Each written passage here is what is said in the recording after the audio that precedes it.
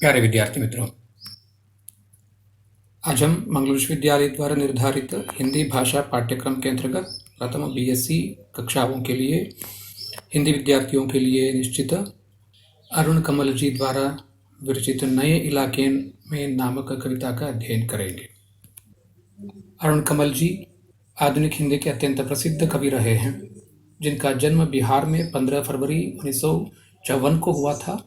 वे पटना विश्वविद्यालय के प्राध्यापक रहे। अपनी केवल धार, सबूत, नए इलाके में इत्यादि उनकी प्रमुख कृतियों में से एक है। उन्होंने प्रसिद्ध बाल उपन्यास जंगल बुक का हिंदी में अनुवाद किया था।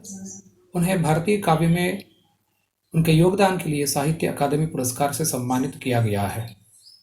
अरुण कमल की कविताओं में जीवन के विविध क्षेत्रों का वर्णन मिलता है। इन्होंने अपनी कविताओं में जीवन के हर पहलू को बड़ी कुशलता से दर्शाया है और वर्तमान समय की शोषण मूलक व्यवस्था के खिलाफ आक्रोश भी खुलकर इनकी कविताओं में सामने आया है। इनकी कविताओं में मजदूरों की स्थितियों का काफ़ी वर्णन हुआ है। बच्चे, जवान, स्त्रियां, सभी वर्ग के लोग इनके कविता में शामिल हैं। कोई जूट या लोहे की फैक्ट्री में काम करता है तो कोई होटल का नौकर है। पुल बनाने वाले मजदूर, नक्सली समझकर मौत के घाट उतार दिए जाने वाले मजदूर, दर्जन स्कूल मास्टर, अगरबत्ती बनाने वाले मजदूर आदि सभी उनकी कविताओं में स्थान प्राप्त करते हैं। अरुण कमल की कविताओं की खास विशेषता यह है कि उनका मजदूर चित्रण किसी विशेष वर्ग के मजदूरों तक ही सीमित नहीं है। आइए अब हम नए इलाके में कविता का पाठ करेंगे व्याख्या सहित। पहले हम कविता पढ़ेंगे। कविता के संबंध में कुछ बातें। प्रस्तुत कविता में कवि वर्तमान समय में चल रहे निर्माण के ऊपर व्यंग्य करते हैं और यह कहना चाहते हैं कि इस दुनिया में कुछ भी तो स्थायी नहीं है। हर वस्तु को समय के साथ बदलना पड़ता है, जिसकी वजह से हमें परेशानियों का सामना करना पड़ता है, क्योंकि हम बहुत जल्द ही किसी वस्तु के आदी हो जाते हैं। इसलिए कवि इस कविता में आधुनिक समाज में प्रतिदिन होते निर्माण की बात करते हैं। उनके अनुसार इस अंधाधुंध निर्माण की वजह से अब खुद के घर को पहचानना भी मुश्किल हो गया है। पहले हम कविता पढ़ेंगे। कविता की पहली पंक्तियां इस प्रकार हैं। नए इलाके में। इन नए बसते इलाकों में जहां रोज बन रहे हैं नए नए मकान, मैं अक्सर रास्ता भूल जाता हूं। प्रस्तुत पंक्तियों में कवि ने शहर में हो रहे अंधाधुंध निर्माण के बारे में बताया है। रोज कुछ न कुछ बदल रहा है। आज अगर कुछ टूटा हुआ है या कहीं कोई खाली मैदान है तो कल वहां बहुत ही बड़ा मकान बन चुका होगा। नए नए मकान बनने के कारण रोज नए नए इलाके भी बन रहे हैं। जहां पहले सुनसान रास्ता हुआ करता था, आज वहां काफी लोग रहने लगे हैं और चहल पहल दिखने लगी है। यही कारण है कि लेखक को रास्ते पहचानने में तकलीफ होती है और वह अक्सर रास्ता भूल जाता है। अगली पंक्तियां इस प्रकार हैं। धोखा दे जाते हैं पुराने निशान, खोजता हूँ ताकता पीपल का पेड़, खोजता हूँ ढहा हुआ घर और जमीन का खाली टुकड़ा जहां से बाएं मुड़ना था मुझे।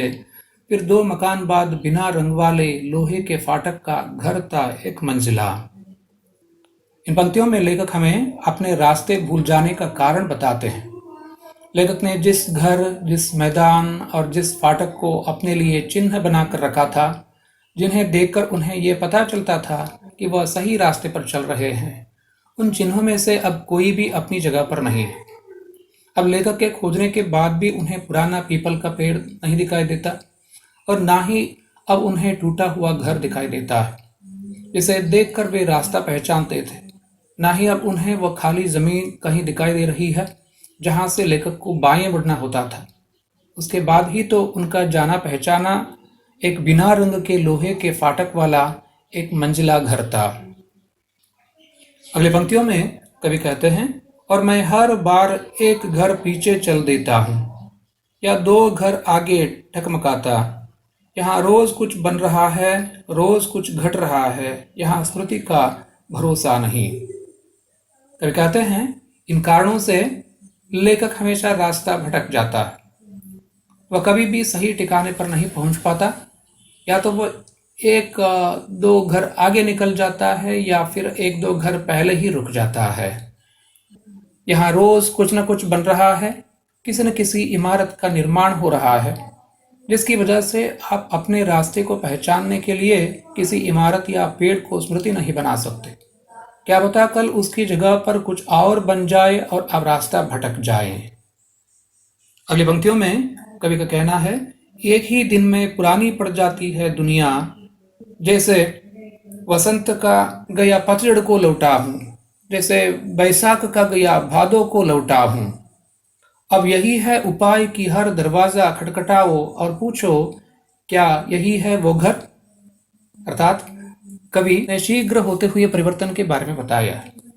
ऐसा नहीं है कि कवि बहुत समय के बाद यहाँ लौटा है, इसलिए उसे सब बदला हुआ प्रतीत हो रहा है।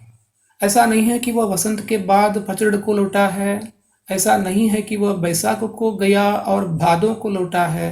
वह तो कुछ ही दिनों में वापस आया, लेकिन फिर भी उसे सब बदला हुआ दिख रहा है और वह अपना घर भी नहीं पहचान पा रहा। अब तो एक उपाय यही है कि कवि हर घर में खटखटाए और पूछे कि क्या यही वह घर है। अगली पंक्तियां, समय बहुत कम है तुम्हारे पास, आ चला पानी ढहा आ रहा आकाश, शायद पुकार ले कोई पहचाना ऊपर से देख कर। कवि का कहना है, भटक जाने के कारण कवि अभी तक घर नहीं ढूंढ पाया है और अब ऐसा प्रतीत हो रहा है कि बारिश भी होने वाली है। कवि के पास समय बहुत ही कम है। अब तो कवि इसी आस में बैठा है कि काश कोई जान पहचान का व्यक्ति उन्हें देखकर पहचान ले। तो पूरी कविता का सारांश इस प्रकार है, तो फिर से एक बार हम इन्हें देख लें। तो प्रस्तुत कविता में कवि वर्तमान समय में चल रहे निर्माण के ऊपर व्यंग्य करते हैं और ये कहते हैं कि इस दुनिया में कुछ भी स्थायी नहीं है, परमानेंट नहीं है। हर वस्तु को समय के साथ बदलना पड़ता है, जिसकी वजह से हमें परेशानियों का सामना करना पड़ता है, क्योंकि हम बहुत जल्द ही किसी वस्तु के आदी हो जाते हैं, अर्थात अभ्यस्त हो जाते हैं। इसलिए कवि इस कविता में आधुनिक समाज में प्रतिदिन होते निर्माण की बात कर रहे हैं। उनके अनुसार इस अंधाधुंध निर्माण की वजह से अब खुद के घर को पहचानना मुश्किल हो गया है। प्यारे विद्यार्थी मित्रों, अब तक आपने प्रथम बीएससी कक्षाओं के लिए निश्चित नए इलाके में नामक कविता का व्याख्या भाग सुना। धन्यवाद।